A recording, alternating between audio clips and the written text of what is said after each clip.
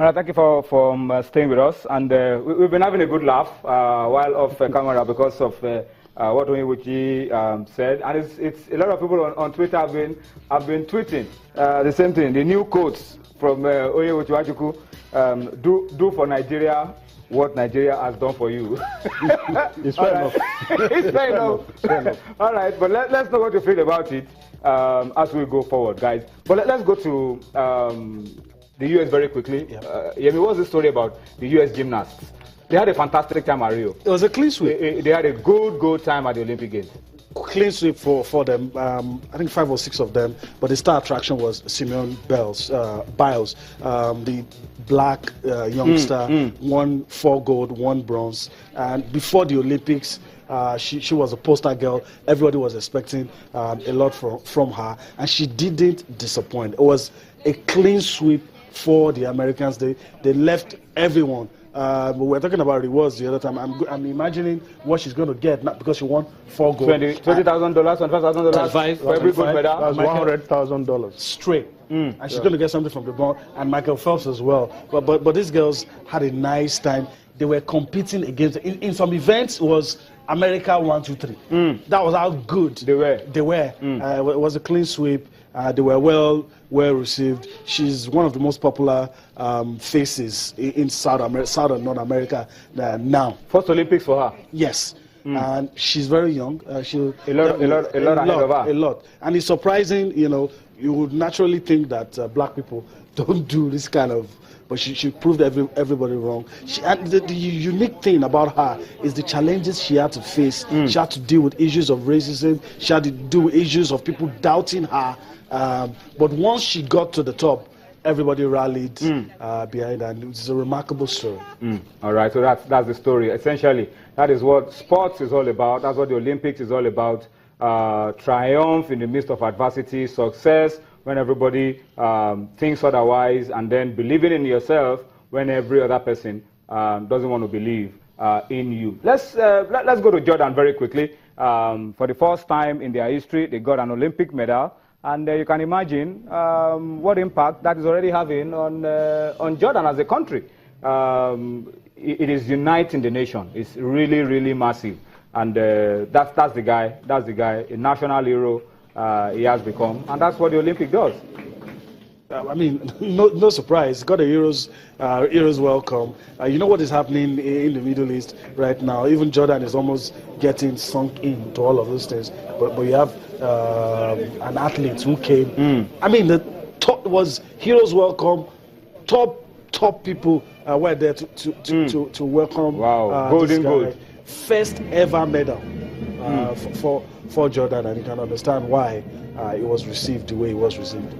All right, guys, let's quickly go to Russia. If there is any country in the world that going into the Olympic Games had doubts that they were going to be allowed to participate, it's Russia. And already, ahead of the Paralympic Games, the Court of Arbitration for Sports has thrown now their appeal to participate. So we may not see Russia. We will not see Russia. Okay, we will not see Russia. Well, I was thinking there could be a last-minute opening of the door like the Olympics that could allow Russia to come in. But Team Russia returned home in spite of all the odds. You were saying it on the show on Monday.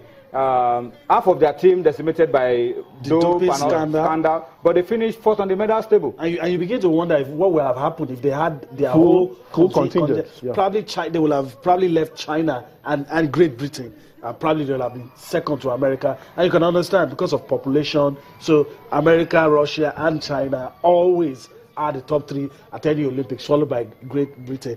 Commendable effort. It is left to be seen whether any of these athletes that won medals would be found to have sparked up the system in the future. But for now, they can enjoy the moment. This was good. In spite of that, Vladimir Putin was there, called them heroes.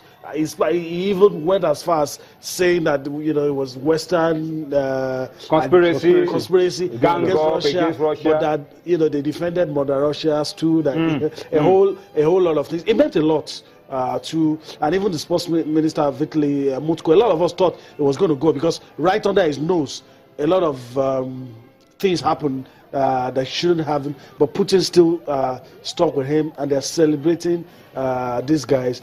It's going to be very hard for them because there's going to be a lot of scrutiny. Some of these guys may not even get the chance to do the sport that they love because they'll be tested randomly. I mean, they will go through a lot, but they can enjoy this moment for now. It's a big miss when Russia will not be at the Paralympics. It's a big, big miss. Yeah, it's going to take a lot of shine out of the Paralympic Games.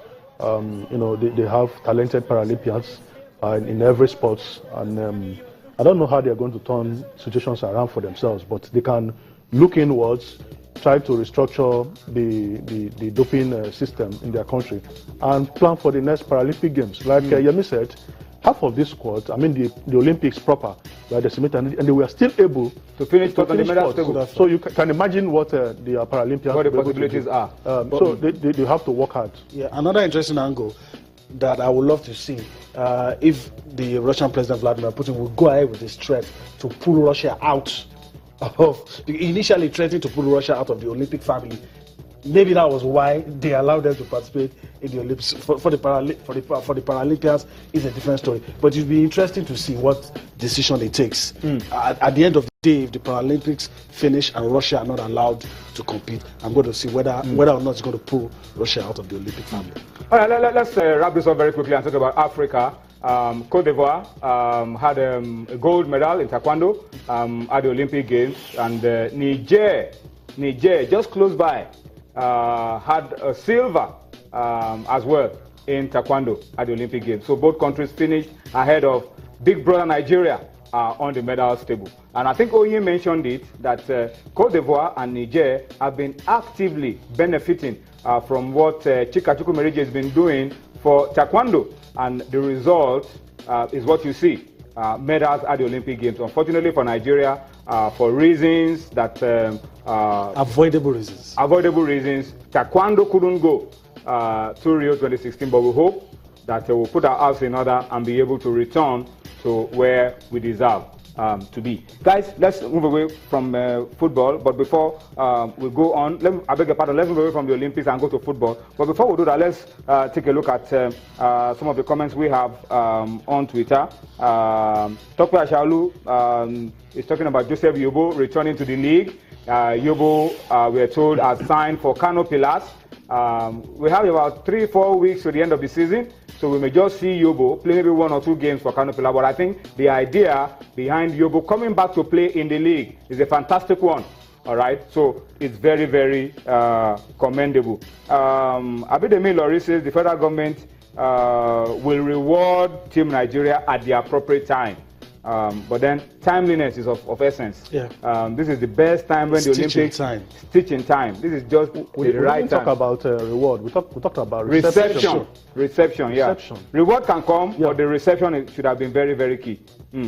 Okay, let's quickly go on a break. Take you to Port Harcourt. Enyimba are out of the Champions League, but yesterday they beat Sundowns 3-1. Let's take those highlights. We'll come back and talk about it. And of course, a few other stories around domestic football on Sports Tonight. Join us again.